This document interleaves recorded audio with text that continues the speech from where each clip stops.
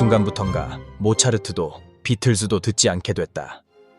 그들도 찬란하게 아름다웠지만 귀에 익숙한 곡만 찾아 듣다 보니 현실을 놓치고 있었구나라며 현자 타이목에 한 것이 빅뱅의 If You, 방콕 라이브를 들었을 때였고 태양의 눈, 코, 입이었으며 여기에 쐐기를 박아버린 것이 GD의 무죄였다. 그들의 음악을 듣다 어느새 광분한 나는 GD랑 같은 하늘 아래 살고 있다는 것이 얼마나 행복한 일인가를 되뇌이며 뒤늦게 덕질의 세계로 뛰어들었더랬다. 오죽하면 영화 강철비에서 가장 기억에 남는 장면에 곽도원과 정우성이 차 안에서 삐딱하게를 듣는 것을 꼽을 정도일까. 7년 전 이곳에 빅뱅의 사주를 풀다가 유독 승리의 사주만큼은 도저히 풀 수가 없었다. 얘만 왜 이래 싶었거든.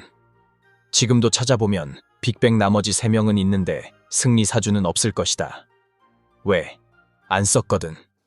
당시만 해도 험한 소리 하기 싫었고 나중에 맞추더라도 몹시 찝찝했었다.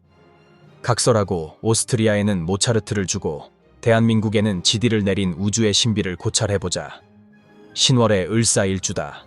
양력으로 8월 7일이나 8일 입추를 기준으로 신월에 접어든다. 입추는 가을이 시작된다는 의미다. 수천 년 전부터 우리의 조상들은 입추 지나서 가장 꺼리는 것이 비였다. 곡식이 영글어 가야 하는데 비가 오면 곤란했고 비가 5일 이상 오면 전국이 난리 나서 조정과 관리들은 기우제가 아닌 기청제를 지냈다. 그러니 가장 필요한 것이 무엇이라는 이야긴가? 그렇다. 바로 태양이다. GD의 사주에서 태양의 존재가 자연스럽게 부각되는 이유다. 태양이 있어야 이 사주는 날개를 펼 수 있다. 그래서 시간에 병술씨를 때려박는 것은 매우 합리적이며 자연스러운 일이고 병자신은 조금 어색하다. 신월 갑을목 일간은 태양 병화를 기다리며 안으로 단단해져 간다. 천간의 무토와 진토는 물론 물을 막는 데는 유용하여 희신의 자귀를 받지만 화기가 부족하다. 일지사화는 일간과 결합하니 난세와 난제를 뚫고 기적을 이룬 강인하면서도 화려한 꽃, 을사일주를 이루었다. 시간상 병술시가 되면 완벽한 것이다.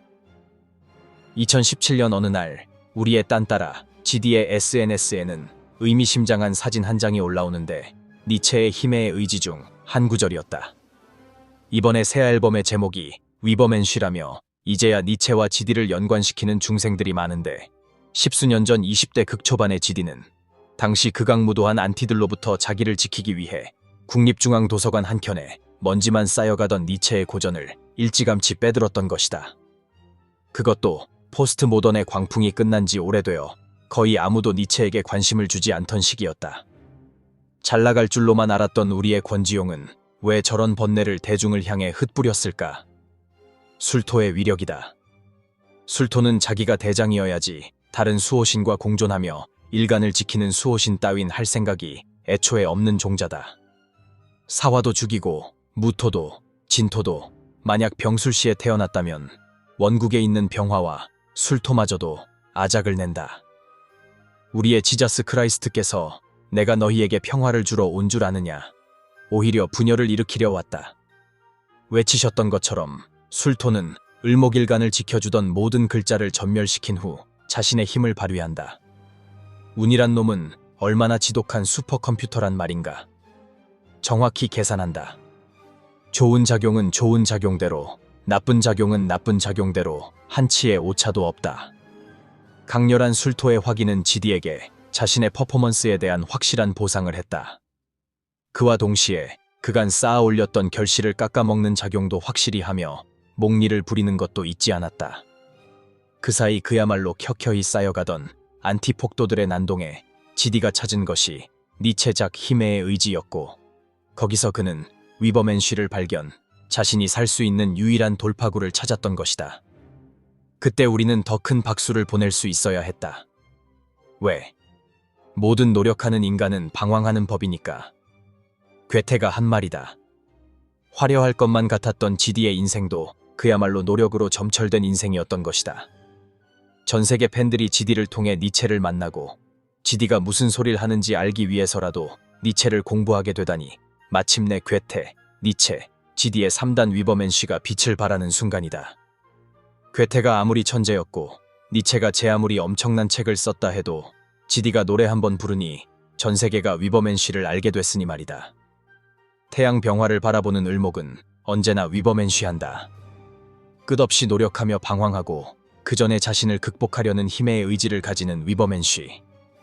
또 다시 위버맨 쉬. 지금 생각해보니 지디는 끝없이 위버맨 쉬 했던 것 같다. 내 기억에 단 한 번도 똑같은 춤선이 없었고 매 공연마다 조금이라도 다르게 연출하려고 단 한 동작도 허투루 내밀지 않았다.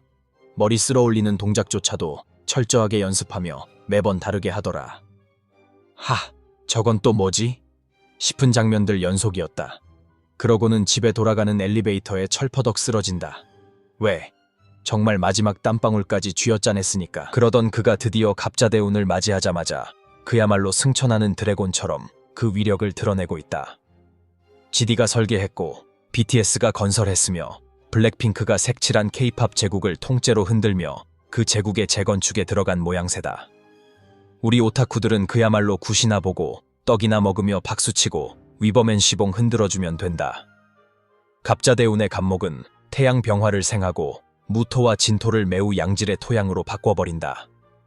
즉슨 인기가 더욱 높아지고 주변에 큰 조력을 받으며 기존의 결실보다 훨씬 더 좋은 결과물, 즉 재물, 명성을 얻게 된다는 의미다. 이렇게 잘나가는 지디를 질투하는 자수가 회방 놓으려고 하자마자 술토와 진토가 멱살 움켜쥐더니 오히려 기름으로 써버려 지지의 화기운이 더욱 좋아진다. 좋은 진로 계약운, 즉 문서운이 더욱 출중해지며 역시 큰 돈 번다는 의미 되겠다.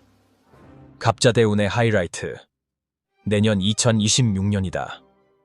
지금도 일이 들썩이는데 그때는 대체 어떤 일이 터질까?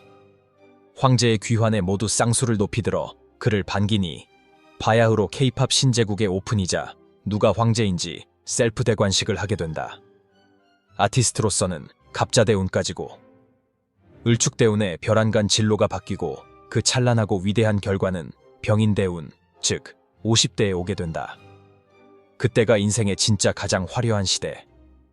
병인대운의 디즈니를 인수합병하게 될지도. 지금으로서는 망상맞다. 그때 두고 보자. 사심으로 쓰다 보니 너무 길었다. 아무리 사심으로 통변한다고 한들 안 좋은 걸 좋다고 하고 좋은 걸 안 좋다고 썼을 리는 만무하니 걱정 붙들어 놓으시라. 끝. 미래를 읽어주는 남자 오마이 폴춘입니다.